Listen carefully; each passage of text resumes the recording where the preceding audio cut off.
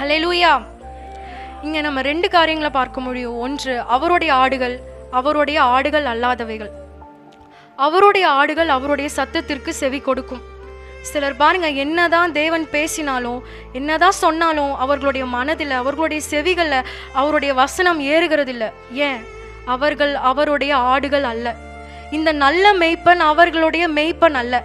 அவர்களுக்கு வேற யாரோ ஒருவன் மெய்ப்பனாக இருக்கிறான். அது வேற யாரும் இல்லை, சாத்தான் அவர்களுடைய மெய்ப்பனாக இருக்கிறான். நாம் இந்த நல்ல மெய்ப்பனுடைய ஆடுகளாக இருப்போமானால் அவருடைய சத்தத்திற்கு செவி கொடுக்கிறவர்களாக இருப்போம். அவருடைய சத்தத்தை கேட்டு அவருக்கு பின் செல்கிறவர்களாக இருப்போம். அவர் எங்கே கொண்டு போய் விடுகிறாரோ அங்கே மேய்கிறவர்களாக இருப்போம். அவர் எங்கே கொண்டு போய் விடுகிறாரோ அங்கே தண்ணீர் கொடுக்கிறவர்களாக இருப்போம். கண்ட இடத்துல வாயை வைக்க மாட்டோம். கண்ட சாக்கடையை குடிக்க மாட்டோம். கண்டது அப்படின்னு சொல்றது இந்த உலகம், இருளின் ராஜ்யம்.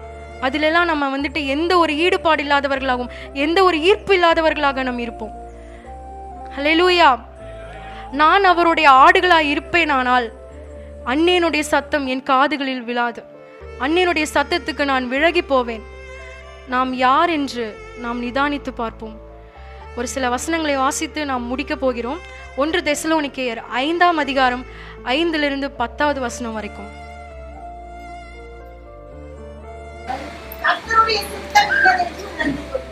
ஹல்லேலூயா.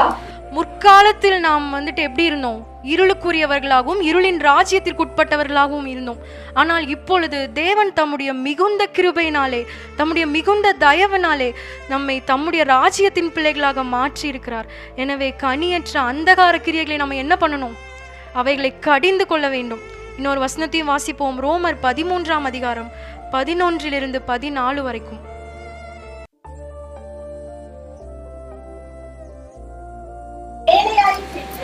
நாம் காலத்தை அறிந்தவர்களால் இப்படி நடக்க வேண்டும்.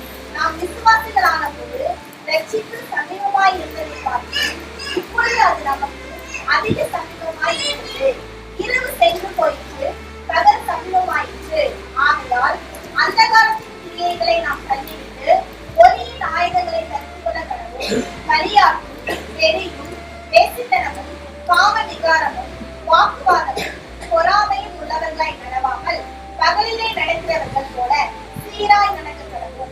ஊர் இச்சைகளுக்கு இடமாக உடலை பேணாமல் இருந்து கர்த்தராகிய இயேசு கிறிஸ்துவை தரித்துக் கொள்ளுங்கள். ஹல்லேலூயா. தேவன் நமக்கு முன்பாக 2 வழியை வைத்திருக்கிறார். ஒன்று வெளிச்சத்தின் ராஜ்யம், மற்றொன்று இருளின் ராஜ்யம். எதை தெரிந்து கொள்ள போகிறோம் என்பது நம்முடைய கைகளில் தான் இருக்கு. நமக்கு அவர் சுதந்திரத்தையும் கொடுத்திருக்கிறார்.